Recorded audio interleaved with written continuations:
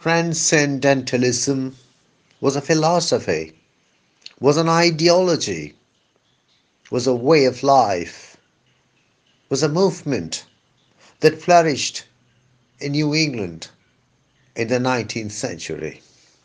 Of course, the most illustrious names associated with Transcendentalism are those of Ralph Waldo Emerson and Henry David Thoreau. I think the best way to start a discussion on Transcendentalism is to look at the word meaning of transcend. To transcend means to go beyond a limit, to reach beyond a range. That precisely was what the Transcendentalists were trying to do.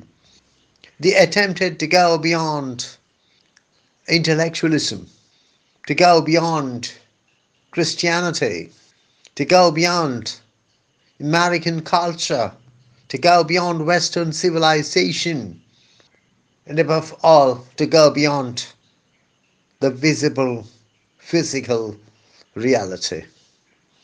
The Transcendental Club was inaugurated in Cambridge, Massachusetts in 1836, but Transcendentalism is certainly much older than the club itself. Among the founding members of the Transcendental Club were, of course, Emerson and Thoreau. The flagship journal of the Transcendental movement was the Dial. Let us take a look at the important concepts of Transcendentalism. My favorite concept of Transcendentalism is the concept of the Oversoul. Emerson has written a beautiful essay titled The Oversoul. It is not a logical discussion, but rather a poetic expression. To Emerson, to the Transcendentalists, everything in the universe is a manifestation of the Oversoul. I would like to remind you that Emerson was reading the Bhagavad Gita, that Emerson was reading literature on the Vedas while writing the essay The Oversoul. And he was heavily influenced by Advaita Vedanta while developing the concept of the Oversoul. Along with the concept of the Oversoul, we have in Transcendentalism the concept of interconnectivity. Everything in this universe is connected to everything else. If everything in this universe is a manifestation of the Oversoul, it follows that everything in the universe is linked to everything else. Several times Emerson experienced a kind of epiphany while looking at nature, while looking at trees, while looking at mountains, at water bodies. And these epiphanies convinced him of the bond between himself and nature, the bond between himself and the rest of the universe. It is not enough to say that Emerson saw himself as part of nature. He saw nature as part of himself. He would look at the various objects in nature and see them and find them within himself. So complete was the merger between Emerson and nature, between the individual and nature. Oversoul, interconnectivity. Perhaps the third concept could be nature itself.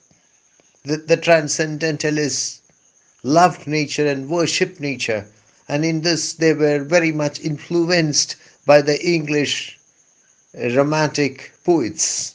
It is highly significant that Emerson visited England and that during the visit he met the great romantic poets Samuel Taylor Coleridge and William Wordsworth.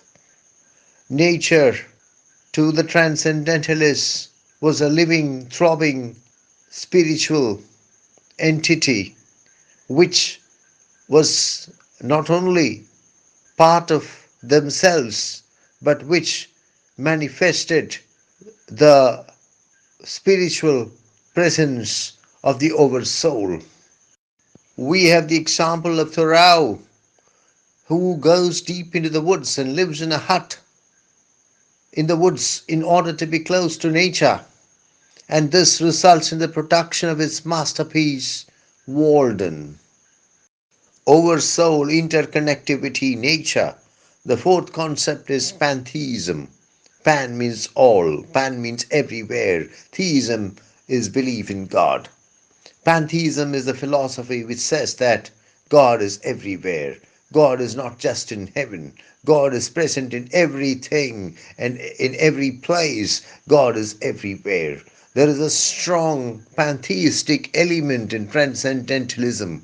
As I said, for the transcendentalists, nature was not something dead. It was something living. More than that, it was something highly spiritual. And they saw the manifestation of the divine in everything in nature, in every aspect of nature. Through pantheism, the transcendentalists rejected Puritanism. The Transcendentalists were influenced by Unitarianism, and perhaps they were closer to Unitarianism than to any other brand of Christianity. But through pantheism, they also critiqued Unitarianism. A very important concept in Transcendentalism was the individual, the importance of the individual, the freedom of the individual, the necessity of the individual to resist the tendencies of society to straitjacket him. It used to be said that Emerson belonged to a church which had only one member, and that member was Emerson himself.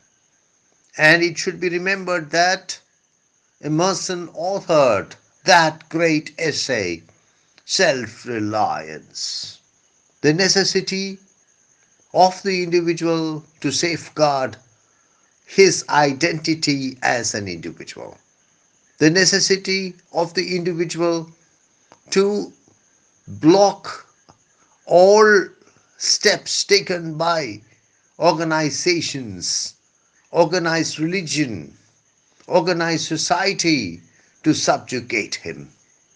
The Transcendentalists rejected intellectualism. Intellectualism in the West is perhaps as old as Socrates, or even older. You find it in Plato, you find it in Aristotle. An effort to reach truth through the application of the intellect, through discussion, through intellectual discussion. The Transcendentalists rejected intellectualism. They believed more in intuition, more in inspiration.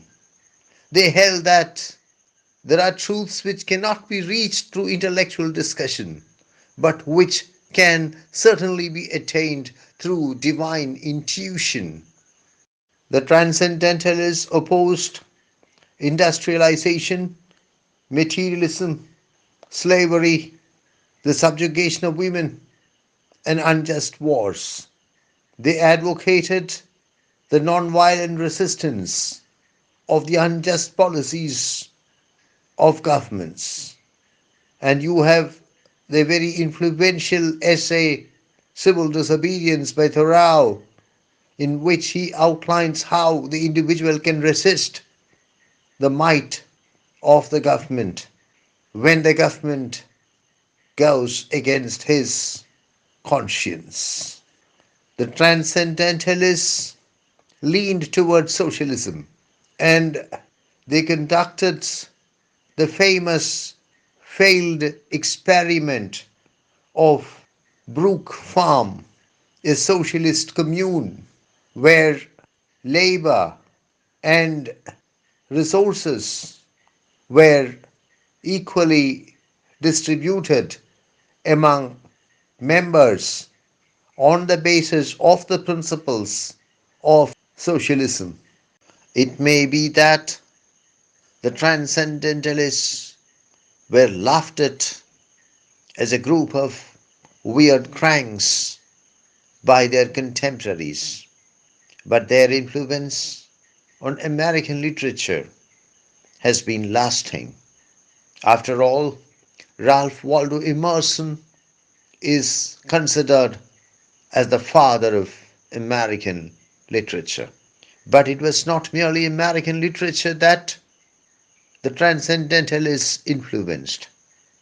Their contribution to political science, to economics, to eco-theory, to sociology, to law, to religion, to philosophy. In fact, their contribution to human history, their contribution to human history has been immortal.